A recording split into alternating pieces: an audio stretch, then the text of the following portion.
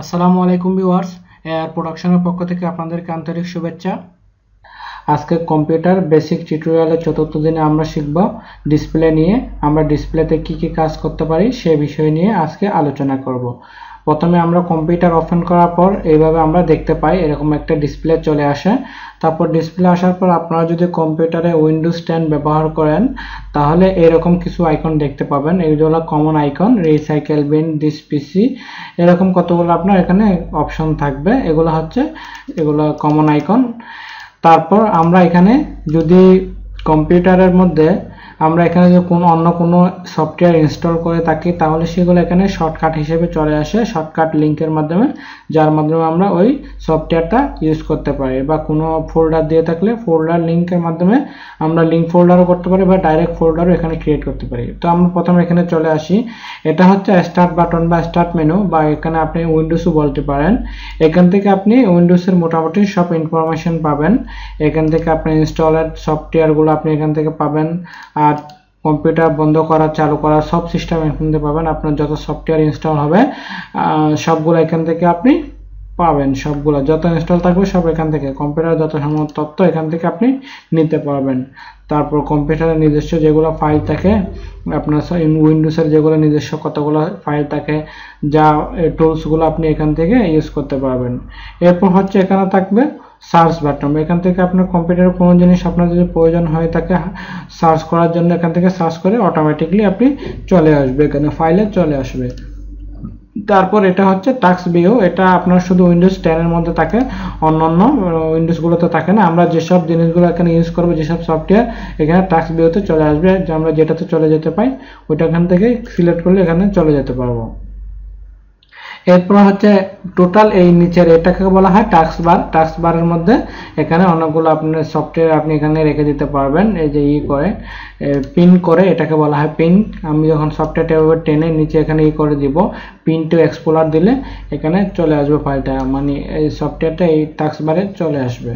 এভাবে অনেকগুলো আপনি সেট করতে পারবেন। আপনার যদি কোনো ফোল্ডার লিংক এখানে সেট করতে চান তাও পারবেন, আমরা সেটা নেক্সটে দেখবো অবশ্যই।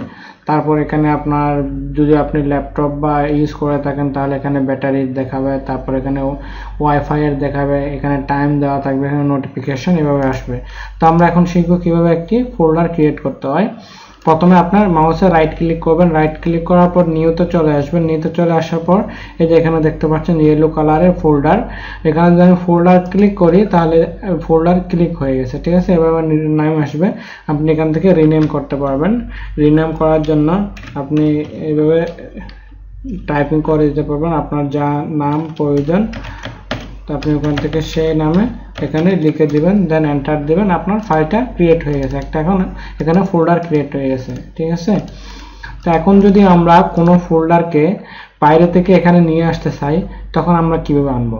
যেমন কি আমি তখন পিসিতে যাওয়ার পর যে ফোল্ডারটা আমরা নিয়ে আসতে চাই সেই ফোল্ডারটা এখানে নিয়ে আসবো। যেমন কি আমি এই ফোল্ডারটা নিয়ে আসবো, এটাকে নিয়ে আসার জন্য এভাবে ছোট করলাম। ছোট করে আপনাকে কিচ্ছু করতে হবে না, জাস্ট খুবই ইজি। জাস্ট দেখেন এবারে ধরে ফোল্ডারটাকে ধরে এবার ড্র্যাগ করে ডিসপ্লেতে ছেড়ে দিবেন। ছেড়ে দেওয়ার পর এটা অটোমেটিকলি এখানে চলে আসবে, যে নিউ ফোল্ডারটা এখানে চলে আসছে, ঠিক আছে। এভাবে ফোল্ডার ড্র্যাগ করে নিচে ছেড়ে দিলে ফোল্ডারটা চলে আসবে। আর আপনি এখান থেকে ফোল্ডারটা আবার যদি এখানে সাজাতে চান তাও সাজাতে পারবেন। এটাকে বলা হয় আপনার ড্র্যাগ সিস্টেম, যার মাধ্যমে আমরা ইজিলি কোনো কিছু মুভ করতে পারবো। এভাবে মুভ করে এখানে নিয়ে আসা যাবে, ঠিক আছে। তারপর হচ্ছে এটা হচ্ছে ফোল্ডারটা আমরা ডাইরেক্টলি এখান থেকে কপি করে নিয়ে আসলাম।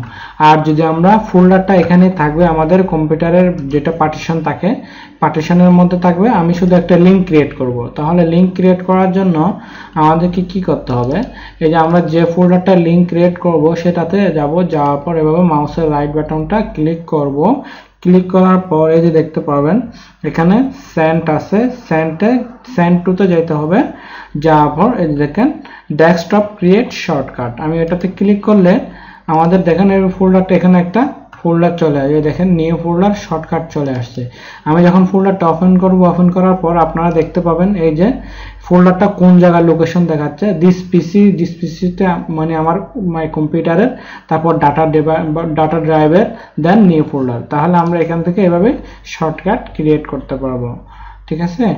তারপর আপনি ঠিক এগুলা আপনার এই যে পিসি, তারপর এই যে রিসাইকেল বিন, এগুলো চাইলে আপনি ডিলিট করে দিলে আবার নতুনভাবে নিতেও পারেন। এখানে সব কিছু দেওয়া আছে, এখান থেকে আপনি নিতে পারেন। যেমন কি আমার এখান থেকে প্রয়োজন, এই যে আমি একটা সফটওয়্যার ইনস্টল করেছিলাম অডাসিটি, আমি সেটাকে আমার ডেস্কটপে রাখবো, সেজন্য আমি এটাকে ক্লিক করে ডাইরেক্ট এখানে ছেড়ে দিলেও চলে আসবে। ঠিক আছে, এভাবে আমি নিয়ে এসে ডাইরেক্ট এখানে ডিসপ্লেতে ছেড়ে দিলে একটা শর্টকাট ফাইল চলে আসবে। আমি এখান থেকে ডাবল ক্লিক করলে সফটওয়্যারটা ওপেন হয়ে যাবে। এভাবে আমরা ডেস্কটপকে ইউজ করতে পারি বা সেট করতে পারি। আর আমাদের সফটওয়্যারগুলো যদি এভাবে এলোমেলো থাকে, আমি সেটা সহজভাবে দেখাচ্ছি। এটাকে আপনি শর্ট বাই করলে বা নেম দিয়ে দিলে এভাবে সব একভাবে চলে আসবে। ঠিক আছে, আপনি যে শর্ট বাই চান, name, size, item type, date modified, যেভাবে চান সেভাবে চলে আসবে। তো আজকের ভিডিওটা এতটুকুই।